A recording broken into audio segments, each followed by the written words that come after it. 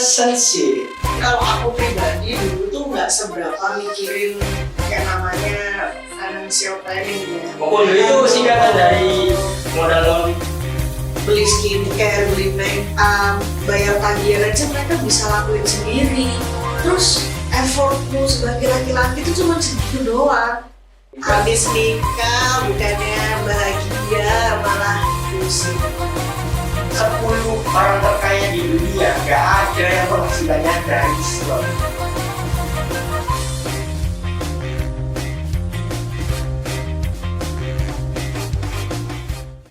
Ya, welcome back to Surabaya Channel. Kembali bersama saya Muhammad Dari Raffi di program Relationship, yaitu di mana program kita membahas tentang hubungan. Dan saya tidak sendiri di sini, ditemani oleh Mbak siapa? Halo. Halo ya. Halo, aku Raras pakai R ya. Ya, oke. Mbak Raras, gimana sih pendapatnya Mbak tentang hubungan anak zaman now? Maksudnya tuh apa ya, kan konteksnya ini banyak ya pendapat tuh. Ya, pendapatnya tentang anak-anak sekarang yang sedang menjalin hubungan, misal entah itu pacaran, entah itu mungkin sudah menikah. Gen Z. Oh, ini ya kalau aku lihat ini aja kali ya, sesuai pengalamanku dan teman-teman yang ada di sekitarku. Ya, tuh mepet-mepet ke masalah pacaran, terus habis itu nggak lama mikirin menikah, tapi bingung ngumpulin duitnya nggak sih? Itu kayak yang aku alami sih. Berarti permasalahannya di sini lebih ke finansial ya? Iya, ya mungkin nggak semuanya, tapi mungkin ada beberapa yang seperti itu. Karena kan pacaran kan proses, bukan dalam ya menuju pernikahan dengan kenalan sama orang dan segala macamnya. Oke. Aku sambil nge-vape nggak apa-apa ya, santai kan? Santai. Menurut Rara sendiri, financial planning itu penting nggak sih untuk di zaman yang sekarang ya? Harusnya dari dulu tuh penting nggak sih? Tapi mungkin dulu itu, kalau aku pribadi dulu tuh nggak seberapa mikirin yang namanya financial planning ya. Kayak ya udahlah, namanya anak punya orang tua ya kan, apa-apa bisa minta, apa-apa bisa ke orang tua. Tapi pas setelah lulus kuliah tuh baru ngerasain yang namanya ternyata nyari duit tuh gini ya, kayak punya duit. Kalau dulu punya duit 50.000 aja udah kayak wah udah banyak banget nih duit. Tapi sekarang punya 50.000 tuh gimana ya caranya 50.000 aku bisa bertahan selama beberapa hari. Jadi ya sekarang ini menurutku penting sih punya financial planning, terus belajar juga tentang financial planning tuh apa aja di dalamnya. Berarti financial dalam hubungan itu penting ya? Gitu. Tergantung sih. Soalnya ya kalau misalkan dua-duanya terlahir dari orang yang berkecukupan gitu kan, mungkin nggak akan sangat memikirkan kayak orang-orang yang biasa. Tapi ya semua orang sih harusnya penting sih ngomongin tentang finansial, apalagi sama pasangan yang pasangannya tuh juga udah mau menuju ke nikah gitu loh. Paham nggak sih? Ya, paham. Ya, karena kan di luar sana kan juga masih banyak pasangan-pasangan, terutama para laki-laki ya gitu, ada sebutannya mokondo gitu. Kalau dalam bahasa Jawanya itu handoko gitu. Mokondo itu singkatan dari modal kontit doang gitu. Kalau handoko bahasa Jawanya hanya bodo kontit gitu. Kalau Raffi ini Kayaknya tipe yang mana ini? Oh enggak, saya bukan termasuk dalam Oh, dua itu. baik, bisa dipercaya. Oke, kembali ke tadi ke finansial ya. Terbuka secara finansial ke pasangan itu perlu nggak kira-kira? Kalau aku perlu sih, tapi nggak semua orang bisa memang terbuka ke pasangan. Kayak ada contoh, apa, papaku tuh bukan tipikal yang terbuka untuk keuangannya ketika dia lagi ada masalah apa, jadi semuanya tuh dipikirin sama dia sendiri gitu loh. Tapi kalau aku tipikalnya itu yang ya kalau bisa diomongin, nggak usah ditutup-tutupin. Jadi pas kalau misalkan pas ada apa-apa ya amit-amit ya, pas nggak ada tiba-tiba nggak ada atau gimana kan, kita tuh jadinya nggak kaget gitu loh. Dan menurutku pun itu tuh penting banget dibahas sama calon suami atau calon istrimu nanti ketika kamu emang berencana mau ke jenjang yang lebih serius sama dia. Soalnya gini, kenapa aku tanya gitu ya? In case sekarang tuh banyak kasus di mana penghasilan pihak perempuannya tuh lebih tinggi daripada pihak laki-lakinya gitu. Makanya kadang perempuannya sendiri yang nggak mau terbuka gitu ke kita, takut kita nanti semisal kita tahu gitu jadi minder gitu. Biasanya sih ya, kalau perempuan tuh udah bisa cari duit, udah kerja, udah bisa beli apa-apa sendiri, kayak dari A sampai Z lah, dia tuh bisa beli sendiri, terus gajinya juga udah istilahnya udah oke lah ya. Ya kalau dapat pasangan yang nggak compare dengan yang dia punya itu pasti memiliki pandangan sebelah mata sih. Kayak aku aja, contohnya nih ya, kayak aku aja kerja loh dari pagi sampai malam, masa kamu kerja gitu doang udah capek sih? Kamu laki loh. Aku kalau misalkan aku bilang aku nggak butuh laki-laki, bisa nggak sih perempuan kayak gitu ya kan? Apa-apa bisa sendiri dong, gimana? Tapi ya balik lagi, itu nggak semua perempuan tuh seperti itu juga. Tapi ya lebih baiknya sih tetap ya, kalau perempuan kan nanti kalau misalkan jadi istri, mau pangkatmu di luar sana itu setinggi apapun ya, ketika kamu di rumah ya kamu harus jadi istri yang baik buat suamimu lah. Soalnya banyak kasus nih ada teman-temanku sih gitu, ketika pasangannya lebih tinggi penghasilannya dari dia gitu, si ceweknya akan lebih dominan gitu, suka mengatur-ngatur gitu. Banyak juga yang diinjek-injek gitu sama pihak perempuannya. Lebih dominan tuh pasti kan, namanya finansial men, itu kan hal yang sensitif banget gak sih? Dan pastilah perempuan itu kalau udah punya pendapatan yang lebih tinggi itu merasa lebih dominan. Kenapa kayak gitu? Karena kan ya mereka merasa kuat, apa-apa aja mereka bisa lakuin sendiri gitu loh. Kayak beli skincare, beli make up, bayar tagihan aja mereka bisa lakuin sendiri. Terus effortmu sebagai laki-laki itu cuma segitu doang. Make sense gak? Enggak kan? Nah, tapi aku nggak menyalahkan sih perempuan yang kayak gitu. Itu hak-hak mereka kan, semua orang kan beda-beda. Ya karena menurut aku ya, dari sudut pandang laki-laki gitu, banyak dari kita yang mentalnya itu belum siap gitu untuk, maksudnya si perempuan ini baik gitu untuk menyupport pacarnya biar lebih semangat lagi. Tapi di sisi kita kaum laki-laki gitu, itu sebuah tekanan, itu sebuah push gitu, kayak sebuah suruhan, ayo kamu harus cari kerjaan yang lebih tinggi lagi gitu. Padahal itu positif gitu, tapi sebagian dari kita mengartikan, aduh aku kok dituntut ini itu ya gitu. Kalau aku sendiri sih menganggap itu sebuah support ya, support yang baik gitu. Tapi kebanyakan dari teman-temanku sih menganggap itu sebuah tuntutan gitu, keberatan dengan itu gitu. Aku biarin aku cari penghasilan di jalanku gitu, kamu nggak usah ikut-ikut campur kayak gitu.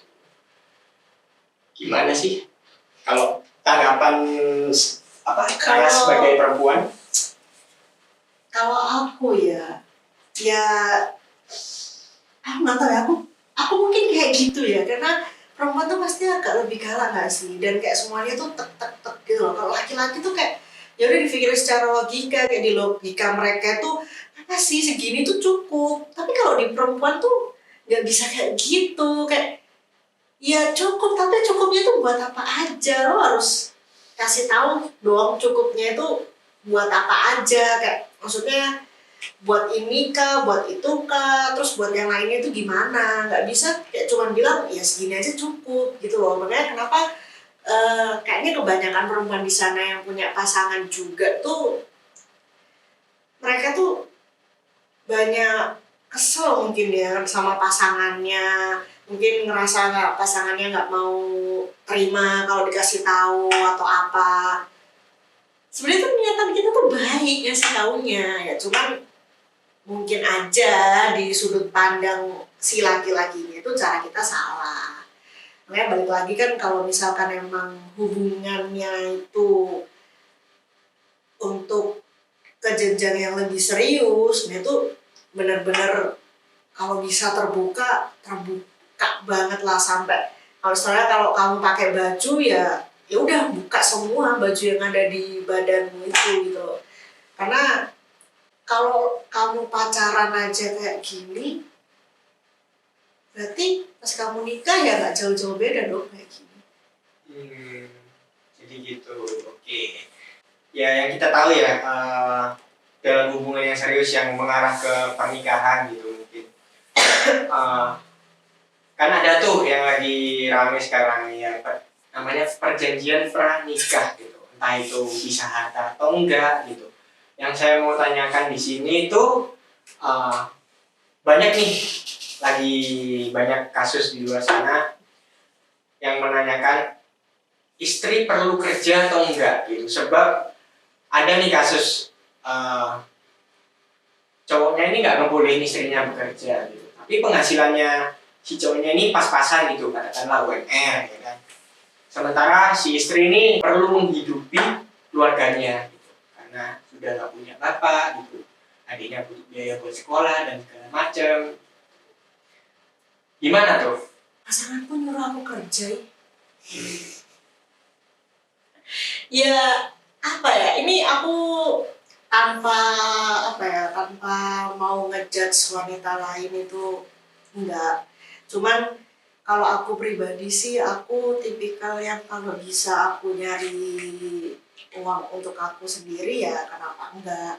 Kenapa semua itu harus suami? Kenapa urusan A, B, C, D, E, F, G itu semuanya itu suami, terus kita cuman ya duduk manis nerima nafkah dari suami. Walaupun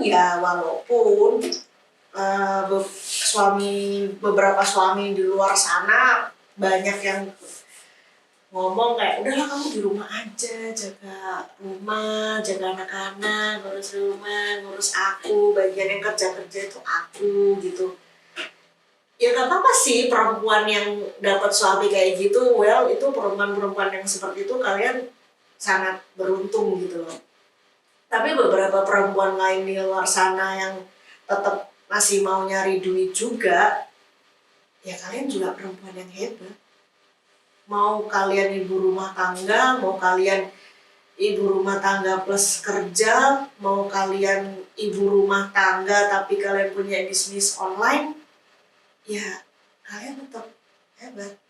Tapi kalau aku sebagai perempuan, aku sih pribadi ya tetap kepingin walaupun nikah, kalau aku bisa cari uang ya at least jual online lah atau apalah, aku bisa masak lah, aku jual makanan kayak gitu tuh udah seneng aja sih buat tambah-tambahan uang jajan sendiri ya kan. Kayak gitu. Oke, aku setuju sih sama Mas ya. Eh, Misalkan nanti istri aku minta tetap ingin bekerja setelah menikah, aku setuju sih karena ya bukannya nggak percaya gitu. Setelah menikah banyak yang bilang gitu rezeki datang dari mana aja. Tapi ya kalau mau sama-sama berusaha kan makin lebih baik gitu untuk menuhin kebutuhan rumah tangga, entah itu eh, istrinya uangnya buat beli make upnya sendiri kayak gitu. Jadi si suami bisa fokus untuk nabung beli rumah, mau beli kendaraan kayak gitu sih. Makanya laki-laki yang kalian ya, laki-laki kalau kalian tuh dapat pasangan yang dia tuh masih mau kerja nih setelah nikah, setelah punya anak pun masih mau kerja. Bener deh, kalian tuh bersyukur banget. Karena ya kalian nggak tahu di depan tuh nanti dunia tuh bakal kayak gimana, kebutuhannya tuh bakal kayak gimana, terus keuangan tuh bakal kayak gimana, dan sama kayak peribahasa bukan sih yang kalau dilakuin bareng-bareng kan lebih enteng gitu loh. Apa sih itu? Ya itulah pokoknya. Nggak tahu juga. Kalau Mas Raffi sendiri nih emang gimana? Pengennya nanti pasangannya kerja juga atau di rumah aja? Atau malah Mas Raffi nih yang mau jadi bapak rumah tangga aja? Ya itu impian semua laki-laki ya, jadi bapak rumah tangga ya. Bapak rumah tangga tapi sambil mining. Tetap ada income-nya. Laki-laki zaman sekarang ya. Kalau aku nggak masalah gitu. Kalau dia pengen kerja, ya udah nggak apa-apa. Jadi Aku nggak larang-larang. nggak ini ya, nggak membatasi istrinya Nah, nanti. silakan gitu. Yang lagi rame juga, penting nggak sih pos finansial itu? Wah, ini yang namanya financial tuh menurutku penting sih, mau apapun itu. Apalagi pos-pos finansial ini sebelum nikah aja kita sebagai pribadi tuh harus bisa ngatur keuangan kan. Dari istilahnya kayak begini, dari berapa gaji yang kita dapat, nih duit gaji nih dikemanain semua nih, gitu loh. Ya nggak sih? Mungkin sekarang anak-anak sekarang tuh pada pinter-pinter nggak sih kan, aplikasi investasi atau menabung atau nyimpen uang kan udah ada di mana-mana ya kan.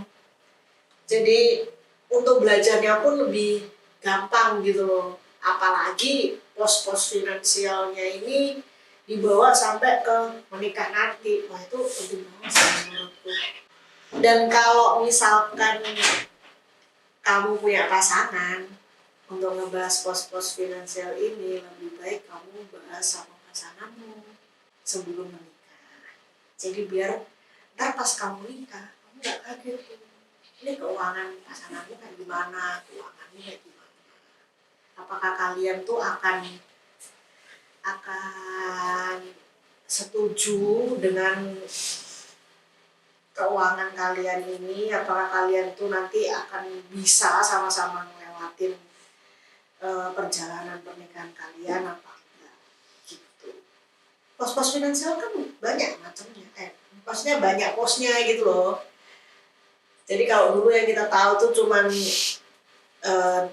uang sangu, habis itu berapa dibuat jajan, berapa dibuat nabung. Tapi kalau sekarang kan banyak kan, kayak ada yang namanya pos khusus untuk uang liburan lah, terus untuk beli rumah, menikah, terus dana darurat, terus belum lagi asuransi kesehatan karena karena COVID kan kemarin. Jadi pada banyak yang melek tentang asuransi dan banyak macamnya.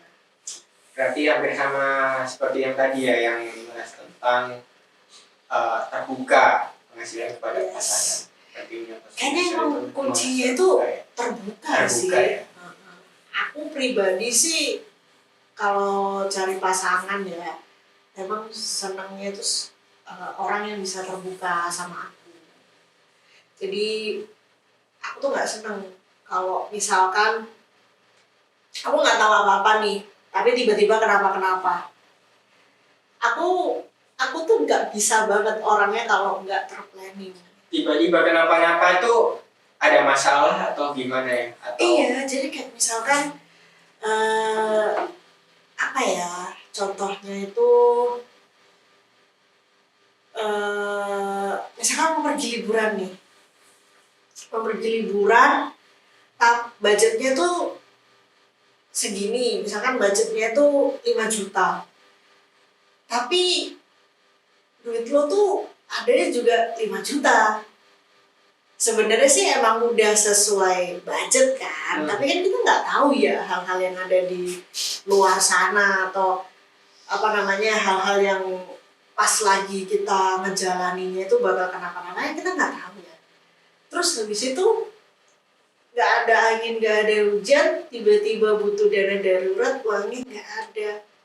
Terus muncullah tuh yang namanya minjem teman, pinjol orang tua, pinjol, bilang apa terus alasannya udah bisa segini aja bisa lah, bayar lah pasti bisa bulan depan. Pas bulan depan ternyata ada lagi kejadian, pusing lagi nggak bisa. Nah itu nggak suka tuh kayak gitu. Jadi kayak maksudnya kayak ya kalau misalkan mau liburan atau mau ngapain, kalau emang udah ada duitnya ya udah silahkan, ada tabungannya ya udah silahkan. Kalau enggak ya udah nggak usah ya.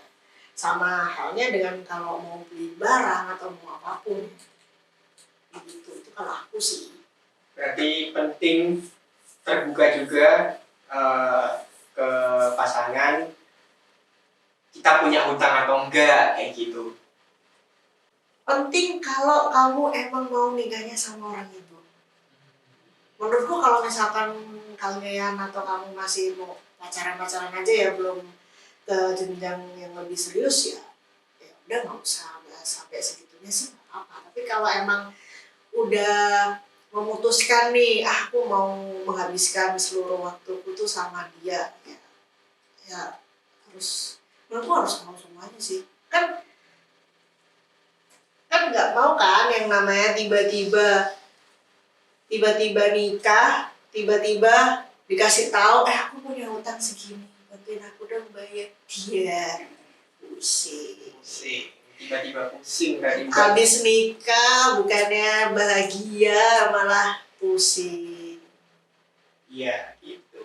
Jadi bukan apa tiba-tiba cinta datang kepada aku ya, tapi tiba-tiba pusing gitu. Pusing. Dari Rara sendiri ada tips nggak sih gitu untuk anak muda zaman now gitu tentang gimana caranya mereka untuk yang belum tahu ya untuk mengatur finansial mereka gitu. Mungkin kebanyakan anak zaman sekarang ya yang aku tahu, aku pun juga seperti itu ya. Kita kerja gitu, kita baru pertama kerja gitu. Gaji itu langsung dihabisin gitu, habisnya bulan depan kan gajian lagi, bulan depan kan gajian gitu.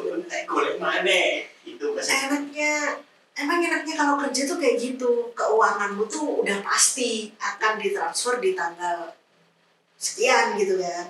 Coba deh rasain yang kamu kerjakan itu ya kerja, tapi kerja untuk bisnismu sendiri, pasti rasanya beda. Tiap hari tuh rasanya kayak diburu sama waktu, ayo cepet, target. kerja untuk bisnismu sendiri maksudnya seperti ini. Ya, kamu punya bisnis, kamu jual makanan, kamu jualan online, itu kan istilahnya kan pekerjaan itu kan. Kalau bisnis kan kamu bisa kerjainnya kan di mana aja terserah kamu ya. Misalkan kamu punya bisnis makanan, terus kamu bukanya itu di rumahmu sendiri gitu. Kamu jual makanan. Nah kalau orang nanya ke kamu kerjanya apa? Ya nggak ada sih, di rumah aja jual makanan. Loh, kamu jual makanan itu juga kerja loh walaupun di rumah, karena itu menghasilkan.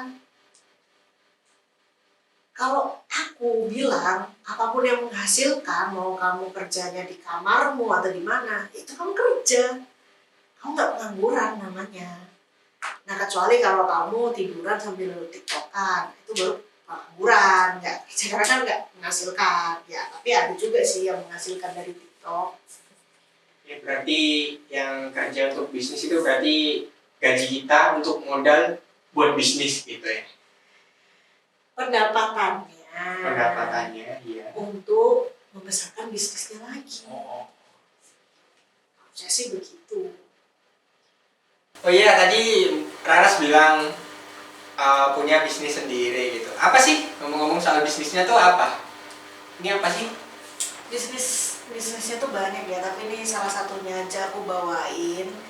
Ini tuh namanya Gedang Pasir Premium, ada di Instagram, ada di Gojek juga, ada di mana aja pokoknya search saja di Instagramnya Gedang Pasir Premium. Ya, nah dari namanya gedang tuh pasti yang dijual pertamanya itu ya pisang ya kan. Jadi best sellernya itu di aku tuh ada piscok. Ini best sellernya banget. Ini enak. Boleh aku sambil makan? Yang ini keju aroma. Boleh silakan. Udah dingin ya. Tapi Nah, ini best sellernya dari kita. Ini buat coklatnya kerasa gitu. Enggak, biasanya kan kebanyakan orang jual gini masih kerasa pisangnya, ini lebih dominan coklatnya sih. Itu daya tariknya di produk aku. Jadi cobain. Enak. Gedang Pasir Premium. Iya, bisa dibeli di Gedang Pasir Premium ya. Berarti ya pesan-pesan untuk anak zaman now, Gen Z ini ya mulai belajar untuk menabung lah gitu. Walaupun nggak melulu tentang investasi, seenggaknya gaji kalian disisihkan gitu untuk nabung, jangan menghambur-hamburkan uang kayak gitu. Karena kita kerja kan juga nggak mudah gitu. Iya, at least gini lah. Kalau misalkan belum ngerti ya investasi itu apa, kan investasi juga macam-macam. Ya belajar aja dulu, atau kalau enggak ya nyoba aja gitu nabung di aplikasi apa atau apa gitu kan ada kan. Sekarang kan gampang banget sih kayak begitu. Nah, ntar belajar mama dari situ. Dulu pun aku nggak nggak ngerti kayak begitu. Jadi kayak cuman ya udah aku download cuman buat nabung aja gitu. Tapi ya lama-lama kan belajar ya kira tahu manfaatnya itu apa gitu. Apalagi kalau misalkan pas ya itu sih pas kalau misalkan kamu lagi butuh tiba-tiba apa gitu.